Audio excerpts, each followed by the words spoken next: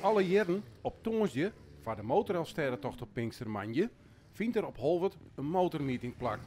En dit jaar zou het record van verliezen hier verbrutsen worden. Maar het waar verhoren. Ja, een protomotor is een ouder wordt het vochtig wordt. Ja, desalniettemin hopen we toch dat er een proto komt.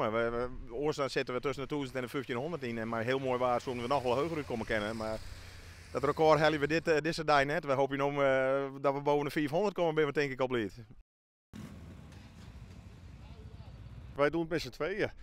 En ja, we hebben wel heel veel hulp van vrijwilligers gelukkig, maar het zijn wel Andries en ik met z'n tweeën die het helemaal bedenken. Tot nu toe hebben we het altijd door donaties kunnen redden. Wij vinden het geweldig dat, omdat mensen zo enthousiast zijn, dat we het ook nog steeds financieel kunnen redden. Dus we zijn er heel blij mee.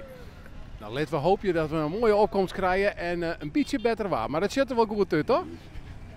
Ze zeggen altijd, je hebt mooi motorweer en heel mooi motorweer. En vandaag is mooi motorweer. Nou, eindelijk hier aangekomen of valt het mee?